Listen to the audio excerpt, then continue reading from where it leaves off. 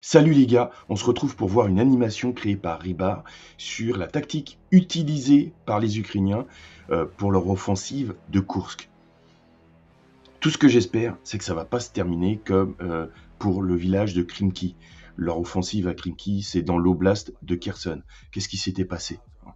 En fait, ils ont débarqué avec des marines, ils ont voulu faire passer le fleuve, et bon, au début, les Russes les ont laissés débarquer. Le village de Krimki, les Russes se sont retirés. Les Ukrainiens se sont installés là-bas. Et là, ils ont commencé à les pilonner. Ils ont commencé à les bombarder. Ça a été une boucherie. Les Ukrainiens se sont obstinés pendant plusieurs mois. Et ça s'est fini de manière catastrophique. En fait, là où ils ont eu plus de 1000 pertes, il y a 700 soldats qui ont disparu. En fait, c'est dû parce que les Russes les bombardaient quand ils traversaient le fleuve et quand ils repartaient. Ce qui fait qu'il y a des embarcations qui ont été touchées, des hommes qui ont fini au fond du fleuve. Et ça a été une boucherie. Les Russes ont juste eu à se retirer, les pilonner, les massacrer. Voilà. Donc j'espère que ça ne va pas se terminer pour eux par une boucherie, parce que ça ferait beaucoup. Donc on va regarder l'animation en premier.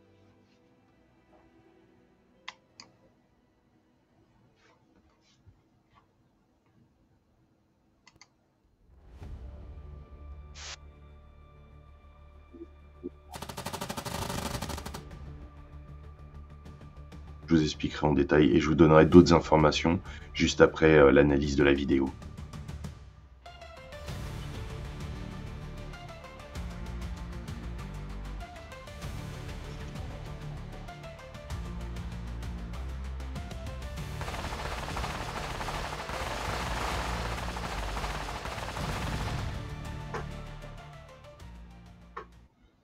Voilà, c'est une vidéo courte, donc je vous explique ce qui se passe.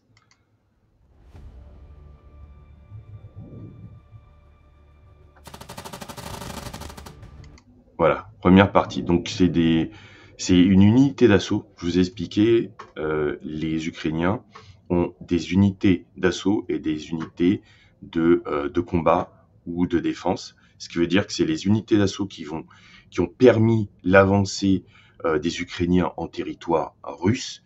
Cette avancée qui est rapide. Je vous expliquerai pourquoi aussi, en vous donnant des détails. Et ensuite, c'est les unités de combat, les unités de défense qui vont arriver et s'installer. Et c'est pour ça qu'aussi, vous avez peut-être vu certaines images où les Ukrainiens arrivent avec des unités de génie, avec du matériel de génie. Pourquoi? Pour créer des défenses. Voilà. Donc là, ce sont des unités d'assaut. Donc premièrement, il y a 2 MV qui fixent les défenses, qui traitent les défenses russes.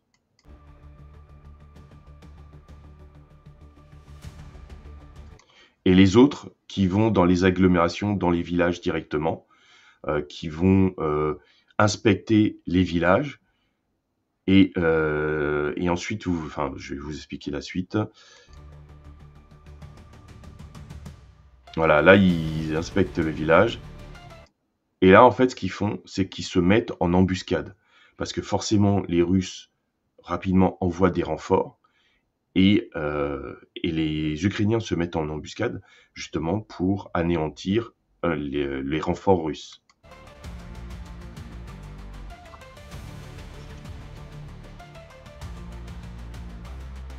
Voilà, et dès que les renforts russes arrivent, les Ukrainiens les traitent rapidement.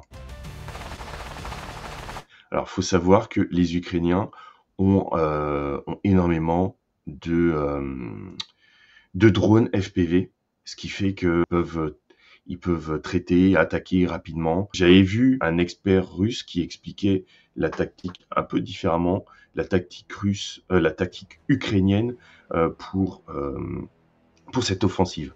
Ce qu'ils faisaient, c'est que déjà, ils avaient entraîné des unités de rangers uniquement entraînées pour cette offensive. Ce qu'ils font, c'est, premièrement, c'est attaquer avec un barrage d'artillerie, ils bombardent les positions russes. Ensuite, ils avancent avec leurs unités d'assaut, qui envoient des drones FPV pour nettoyer les tranchées, nettoyer les défenses russes. Ils s'installent dans ces défenses, ils finissent le travail. Ils avancent avec des unités de guerre électronique pour éviter justement de se faire attaquer par des drones. Et ensuite, ils recommencent. Donc, artillerie, ensuite, unité d'assaut, avec des drones FPV et de la guerre électronique. Et ils font des roulements comme ça. Voilà. C'est un peu différent de ce que montre Rybar. Le talon d'Achille de cette tactique, c'est que les Russes, comme à Klimki, peuvent se retirer et envoyer des FAB, c'est-à-dire des bombes volantes, ou alors envoyer bombarder avec de l'artillerie. Voilà.